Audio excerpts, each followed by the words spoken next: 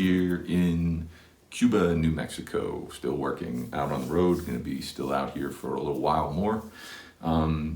So today what I decided to do, finally kind of jumping on this train of thrift store finds or Goodwill finds that a lot of people do videos about. I don't know why I haven't done this previously, but I visited a couple of Goodwills out here down in Albuquerque, which is like about an hour and a half south of here, and just decided to maybe do a video on some of the stuff I picked up at these Goodwills out here. So it's funny because only maybe 5 or 6 years ago did I start going to like thrift stores or Goodwills to look for mostly used CDs. Every now and then I'll look at what they have in vinyl, but the places I go to, the vinyl is usually, as I'm sure you guys know, it's just beat up to hell, and just nothing really worth bothering with. But CDs, on the other hand, you know, the problem with Goodwills, and I'm guessing in thrift stores in general with CDs, is you always got to make sure you can open it up and check to make sure the CD, because I can't tell you how many times I've been looking through the CDs and are like, oh shoot, look at that, and you pull it out and then you open it up and the CD's gone, of course. But it was a few years ago, and what happened was I was in Baton Rouge, I was working down there, and then on my free time I decided I was going to make a short film. And so like you do when you're making like this independent low budget short film, you need props or costume stuff like that you don't have, so you go to the thrift store because you can find some stuff really cheap. And so I went to this one there, I think it was like America's Best or something like that it was called, to pick up some like costume stuff, some props that we needed. And while I was in there, I noticed they had a whole section of used CDs, DVDs, books, stuff like that. And it never occurred to me. You know, I always went to like record stores for used CDs and stuff. It just never occurred to me to look in a Goodwill or a thrift store or whatever. And so while I was there, I went over and was looking through the CDs, and I think I found a couple, and you know, they were at this place, they were like $1. And I was just like, oh man. So like that just kind of put it in my brain, I gotta go to these places. So now wherever I'm at, I try to like hit them up. You know, I don't go like crazy. I'm not there like every week or even every month. It's just, you know, every now and then, or certainly like in a situation like this where I'm in a town that, you know, is far from where I live. You know, just out of curiosity, see what kind of selection they have. So I was down in Albuquerque. I went to a couple of, these were all Goodwills. They have a bunch of thrift stores though down there in Albuquerque. And there was like this one street, I think it was like Manuel Street or something like that. And it seemed like there was like a thrift store, like every strip mall like had a new thrift store. I imagine you could go crazy down there, but I just hit up like these couple of Goodwills, and here is what I grabbed. From 1978, we get the Blues Brothers debut album, Briefcase Full of Blues. That was the ghost of John Belushi knocking this out of my hand. But as you'll see, I haven't really cleaned these up. When I get home, I'll clean them up and put them in new cases if they need them and what have you. So this comes out in 1978. John Belushi is just like, I'd say like at the height of his career, really. I mean, he's still going to be alive for a few more years, but you know, this, I mean, it's famously, if you read any books about Belushi or Saturday Night Live or Second City, you know, they always talk about like when this record comes out, it's like, I don't know what, it was like his like maybe 30th birthday or something like that. And he had like the #1 album, he had the #1 movie, which Animal House, and he was on like the #1 comedy show on TV, which was Saturday Night Live. You know, just this crazy hat trick, you know, that he pulled off. But it's a good record. You know, they recorded this live. I guess they had opened for Steve Martin, did a run of shows at the Universal Amphitheater, and they opened for him, the Blues Brothers band, him and Aykroyd. They put together this like murder's row of you know, studio guys, musicians who'd been around. I guess, you know, recorded probably all the shows and then just, you know, pulled the best takes to create this record. It's good. I mean, it's a fun record to listen to. I'm sure the shows were insane to go to see live. They do a really, really good job of calling out like all the artists, like letting the audience know like who this song was originally done by. And I mean, even when the movie came out in 1980, 2 years later, You know, they really credited the Blues Brothers with kind of, you know, reinvigorating a lot of these people's careers, like James Brown and Aretha Franklin, who, I mean, it sounds crazy to think that in 1980 these people were kind of not forgotten about, but just weren't really popular, and people were kind of like not paying much attention to them. And I think the Blues Brothers a lot of times is credited to kind of like reminding people how insanely talented these people were, and sort of, you know, reviving their careers and stuff, which is really awesome, you know. And like I said, they do on this album, you could see that, because they're kind of like telling the audience, like, you know, buy these records, you know what I mean? Don't just buy our record, buy all these other original artists. So it's really cool. I've never been a huge fan of the movie. I've seen it a few times, most recently, maybe 2 years ago, like they have that flashback cinema where they show older films up on the big screen. I go to a lot of those. So I saw Blues Brothers, and it's good, but it's never been like a favorite of mine. You know, it's got a lot of funny parts in it, but it's not, I don't think of it as like a classic like a lot of people do.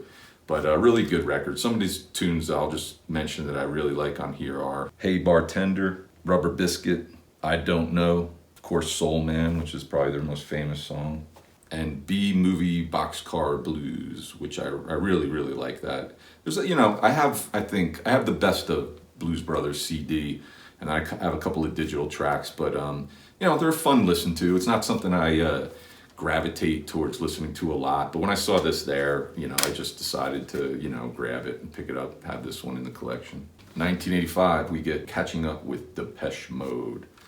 I've never been a big fan of Depeche Mode. I mean, my memory of them kind of hitting the States, I don't know how popular they were in the UK before that or anything like that, but my memory is People Are People, which I want to say was like 84. So I remember that, and I remember when that came out, I thought it was okay. But I've never really been into them at all. I never really kind of dug their music all that much, you know? I know that, I mean, they have a huge fan base, just people are just like crazy about this band. But I just was never crazy about them, and I don't know why I even decided to grab this. I guess I just was like, you know what? Let me just give it a try. It's not too expensive, $3. Let me just see if I've been missing out on stuff all this time. And I'll be honest, I listened to it, and it's still kind of, my opinion is the same. I'm just not really that into it, you know. There were a couple of songs on here that I liked. Love in Itself, I thought was okay. New Life was all right. Blasphemous Rumors, that one I really liked. I think that might have been my favorite one. And then, of course, Just Can't Get Enough is on here, which that one I knew. I remember that one. So this is like a compilation of some singles put out in '85. It doesn't have People Are People, surprisingly, but I think I read that there was like another compilation that might have been called People Are People. So maybe that's why they left it off here. And, you know, this is something you run into sometimes at Goodwill's. This girl, Karen Smith, used to own this. She put a little sticker on it. I guess she must have had roommates or something and didn't want anybody to steal her CD. Surprisingly, I have another one that has her name on it, so I got to take like a hair dryer to that or something to try to get that sticker off. But yeah, I mean, a little disappointing. I mean, you know, and I kind of thought I wasn't gonna be crazy about this record. I just kind of was like, let me give it a try, you know, and just see. Maybe I'll suddenly be like, hey, I've been, you know, this is a good band, I've been missing out. But, you know, and I know they're popular stuff, and, you know, it's okay, but it's nothing that like made me ever want to run out and buy a record by them or whatever. So, but that's Catching Up with Depeche Mode. I bet you a lot of people out there right now are cursing me out. 1960, we get Bob Newhart and The Button Down Mind Strikes Back. This is a comedy record by Bob Newhart. Iconic figure in comedy. I really wasn't I wasn't really familiar with his stand-up all that much. I mean, obviously I knew he was a stand-up, I knew that's where he came from, but like most people, I think we all know Bob Newhart from his sitcoms. I really am not familiar with his like classic sitcom from the 70s, but his 80s sitcom called Newhart, where he owned a hotel. I loved that show. I remember watching that all the time when it was on, and just hysterical. I just loved that show, just the weirdness of that town, that idea of this whole town just filled with all these kind of lunatics, you know. I just really loved it. So I wasn't familiar with his stand-up. I hadn't really heard any of his stand-up, I guess. He put out an album before this, which I guess was his debut, which was called The Button-Down Mind of Bob Newhart, which was like a phenomenon. Went to #1, sold tons of records. It came out earlier in 1960, and then this came out later in 1960. You know, back then I think it wasn't that weird for bands, or in this case comedians, to put out like 2 records in the same year. I listened to this. It's, you know, I feel like I need to give it a little more time. It's not dated, I would say, but you know, he's very dry. His humor's very dry, and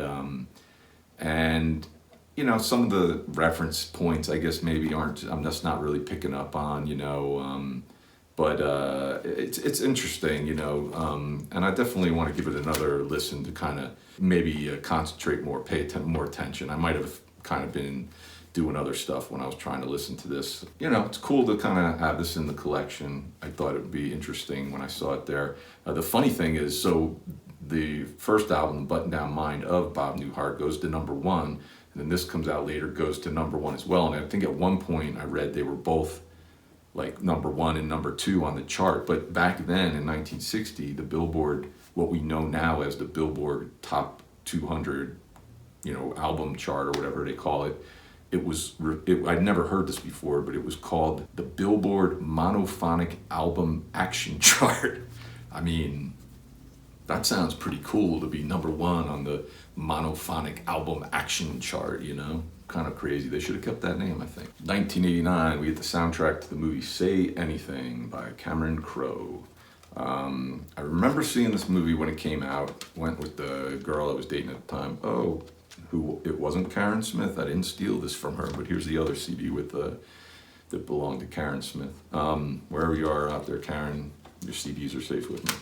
But I remember going to this with a girlfriend at the time and didn't really like it. There's some funny stuff in it, I guess, but it just wasn't, at the time, I just wasn't something I was all that interested in. And I don't know that I've ever seen it since. It's one of those movies, I think, I feel like I'd like to check it out again now and just see if like my opinions changed at all about the movie. I have a feeling it probably would. I have a feeling I'd like it more now than I did back when it came out. So it's Cameron Crowe. We all know his kind of history. So obviously he's going to have a really good soundtrack put together. And this soundtrack's got some really cool stuff on it. There's this big, did he write this? He must have wrote it. Who else would have written this? Oh no, he didn't. Joey Carnuba, a DJ from Seattle, wrote the liner notes here, which I have to read. It's like 4 pages, but it looks like it's got a lot of really good information in here. But, you know, obviously this is like put together by Cameron Crowe. There's a couple of live tracks on here. You've got Cult of Personality by Living Colour. That's a live version. Taste of Pain, one of my favorite songs by the Chili Peppers. Skankin' to the Beat by Fishbone is on here, which is awesome. Within Your Reach by The Replacements, which I think was on like maybe like a cassette only release by them or something like that. And then of course In Your Eyes is on here by Peter Gabriel, which, you know, everybody when they think of this movie as far as music goes, they think of In Your Eyes because it's kind of an iconic scene. I love that song. It's funny, you know, because that I guess was sort of like had a new life when this movie came out because it was 3 years old at that point. I mean, it was on So, which came out in '86. And it was released as a single back then, but I don't know that it did all that great. But then I guess it was re-released when this movie came out, and then suddenly it became just this massive hit, you know. But, you know, pretty good soundtrack. I really like it. 1988, Who Here Likes the Human League? That's a line from the Young Ones for all you Young Ones fans. You'll know what I'm talking about. Greatest Hits, Human League. I've been on this kick. If you've watched any of these other videos, you probably would have heard me talk about being on this kind of 80s new wave kick for, I don't know, man, maybe 8 or 10 years now we're going on. It's not like, oh, for the last 2 months, but it's been going on for a number of years now where I've been kind of going back and picking up a lot of this like 80s new wave stuff that I kind of missed out. I was familiar with, but I never really bought any of the records back then. So I saw this there, and Don't You Want Me was a good song. I think it was always a good song when I first heard it. There was a couple other songs on here that I was familiar with, but I've never really been a big fan of this band, never that crazy about a lot of their music that I heard. So I just was like, well, you know, again, there's at least half, if not a little more than half of this record I'm not familiar with. I was like, let me just give it a try. Again, you know, it's similar to Depeche Mode. I'm like, maybe there's some hidden gems in here that I've been missing out on this whole time, and I'll be surprised, but not really. I mean, I think I like this better than Depeche Mode record, but, you know, the hits on this that I'm familiar with were the ones that I like the most. Don't You Want Me, Keep Feeling Fascination, you know, Humans on here, which was a big hit for them, but I never really liked that song. I still am not crazy about that. But none of the other songs really caught my ear. Like, none of them really jumped out at me where I was like, what's the name of this song? What is this? But, so, you know, I mean, it's a little disappointing. But again, you know, when you're getting them at these Goodwills, $3 or something, you know, it's not too bad. 1999, we get the Innocent Missions and Birds of My Neighborhood. I have a couple other CDs by them, I think maybe 2. Really good band, kind of like alternative, like real mellow kind of stuff. It's funny, I always, for some reason, I just assumed they were from the UK, and it turns out they're from Lancaster, Pennsylvania, of all places. This, I guess, is their, maybe I read their 4th record and first as a trio. One of their founding members, I think his name is Steve Brown, percussionist, drummer, he left the band right before this record. I think he plays on maybe one song. But it's interesting because, you know, their drummer leaves and there's very little percussion on this album. I don't know if they just were like, let's try this, or we don't have time to find somebody else. Although I figured you'd get like a studio guy or something. But I think they themselves took on the chore of doing some of the percussion, but there's very little on here. But I like their other 2. This one's pretty good. I gotta, you know, again, I've only listened to most of this stuff just once. So stuff like this that I'm not really familiar with, I need a couple more spins, I don't know, whatever you'd want to call it, CD plays before I kind of really make up my mind. But I thought this sounded, you know, in line with the other stuff I have by them that I like. Some of the tracks on here that I dug were Where Does the Time Go?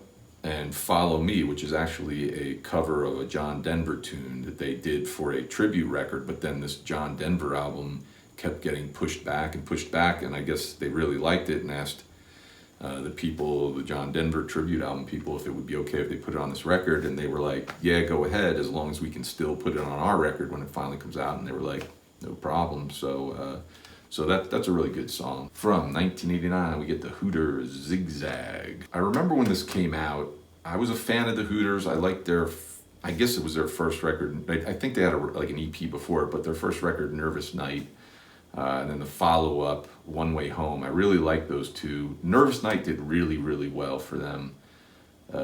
One Way Home didn't do that great. I really liked it, but I don't think it sold all that well. I mean, I don't think any of the things they released as singles really caught on. And I think a lot of people after that kind of just sort of forgot about the band, at least nationally. And then this came out, and I just remember when this came out, there was just like no heat about this record or anything. I don't recall anybody, it didn't seem like anybody was that interested that a new Hooters record was coming out, really, which was a shame because they were a great, great band and wrote some awesome songs.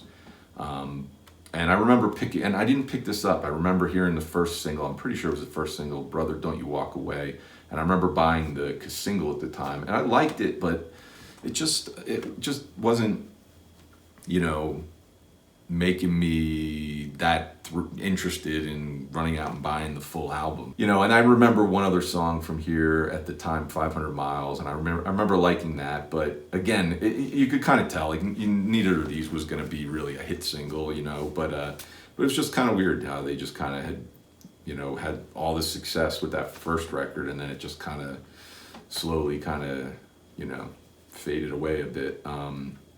But it's not a bad record, you know. I think it's pretty good. There's a couple songs on here that sound like they're trying to be like these anthems that I don't know if they really pull it off so much. But there's some good songs on here that I like. You Never Know Who Your Friends Are. And then there's the song Mr. Big Baboon, which I really like the song. It's pretty catchy, but the lyrics are just kind of like a little, you know, what do the kids say, or the people trying to be pretend kids, just cringy. I don't know if I would go that far and say they're like cringe-worthy, but the lyrics, I don't know. It feels like maybe with some better lyrics, maybe that song might have, you know, been a little bit better, but it's pretty catchy. But so that's the Hooters. That's Zig Zag. So anyways, that's it for this episode. I'll maybe do a few more of these, dig up some Goodwill pickups and thrift store pickups and do a few more of these. But thank you for watching. Let me know what you think of these records. Tell me how wrong I am about Human League and Depeche Mode. That'd be great. You know, by all means, let me know some of your scores at Goodwills and thrift stores. That'd be cool to hear. It's always fun seeing those videos of people, what they're picking up, because you're like, damn, we found that in Goodwill, man. Like, shoot, I don't ever get that lucky. But anyways, we'll see you next time. Thanks for watching.